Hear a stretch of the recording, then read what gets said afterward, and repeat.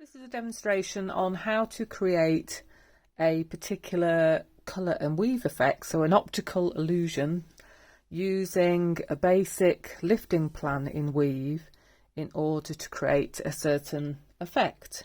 And this particular one that we're going to look at today creates a dog's tooth check.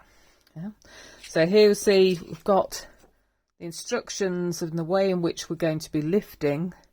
And if you zoom in here, we've got an example of a dog's tooth check. So a really sort of iconic fabric that's used in all sorts of apparel and interiors and uses.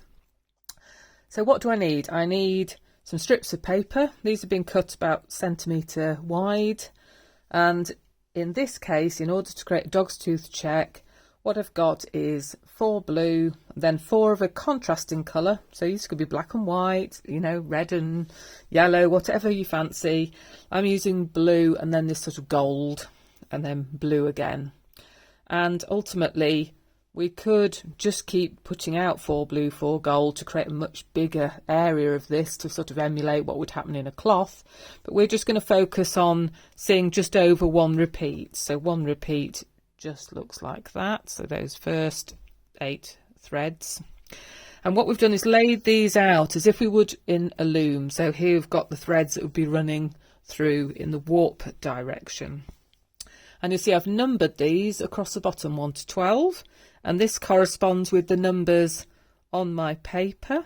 And I've got a grid, or what's called point paper, and this is 12 by 12. And then I'm equipped ready with equivalent colours that I'm going to put through across horizontally or in the weft direction. So all I'm going to do is follow this, and this is a 2 and 2 twill. It's a one of the basic weave structures that you see in all sorts of garments and interiors. And if we just wove it in, say, 2 colours, just a white and a blue, say in the weft direction, we just get something looking a bit like that, just like a twilling effect. But by creating these unusual colour combinations, we start to see something completely different. So what I'm going to do is take my first weft thread, so the strip that I'm going to put across in the horizontal direction, and I'm going to lift it up in the order I've got written down here. So I'm going to be lifting up number 1. So it's telling me which of these are going to be on the top. So number 1, 4, 5, 8, 9 and 12.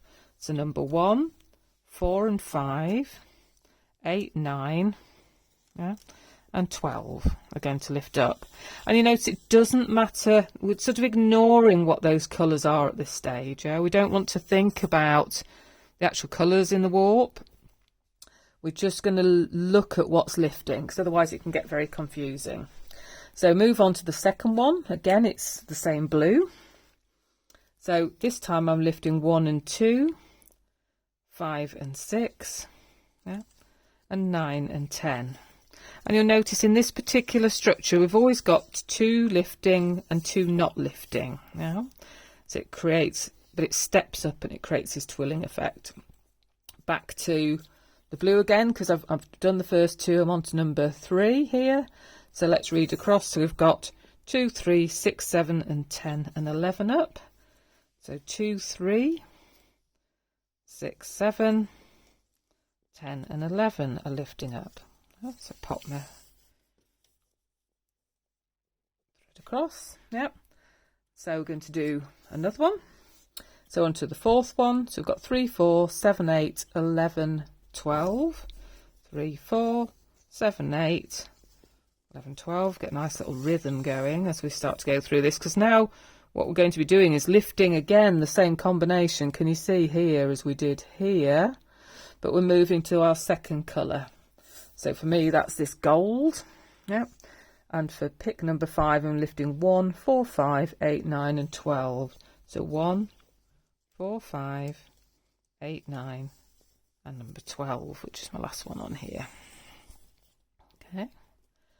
Gold again. So we're on to pick number 6. It looks like it's been in the walls a little bit. So we're going to lift 1 and 2, 5 and 6, and 9 and 10.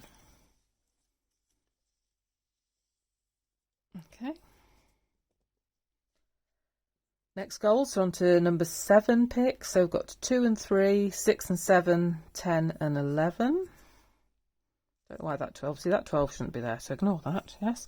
So number 7 we've got, apologies for that, 2 and 3, yeah, 6 and 7, and then we've got 10 and 11 lifting up, yeah. Okay. So if you sort of squint at this, you can see this sort of twilling effect. If we look beyond the colour, just look at the structure. So the final gold one to go in is 3 and 4, 7 and 8, and 11 and 12 lifting. Yeah, so 2 up, 2 down. Yeah. So back to the blue again.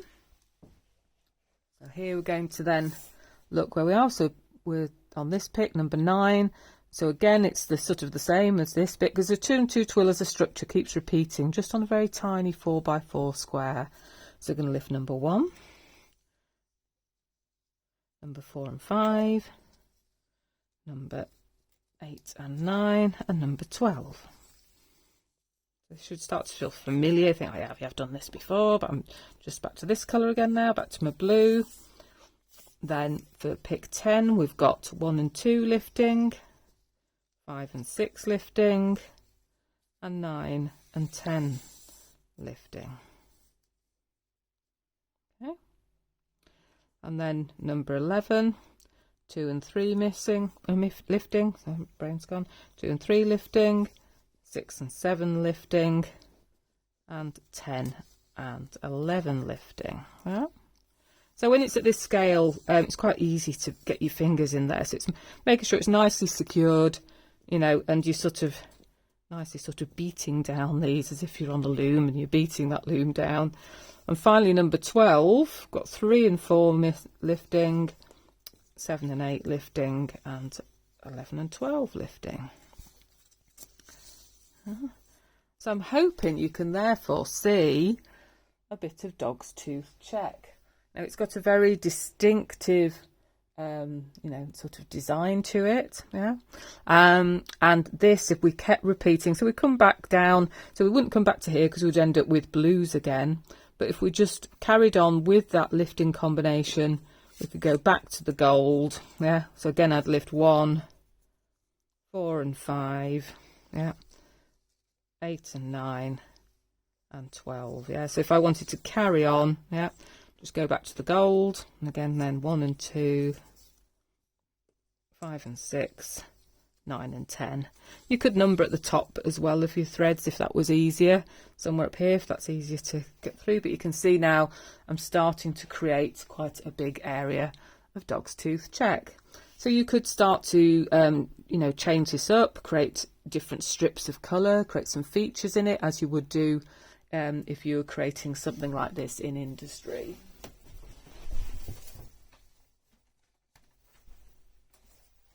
Just some alternate examples quickly to show you.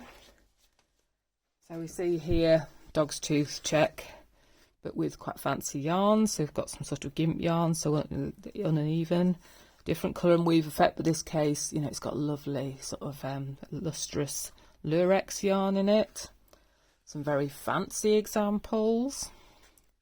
Some examples, you know, that are very sort of classic, traditional. So here you see what I mean about, you know, with that beige is constant, this 4 beige, then 4 something else, 4 beige, 4 something else.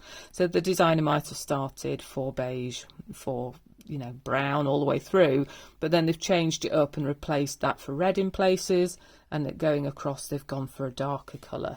So we start to get some complexity, but basically the front and the back are the same.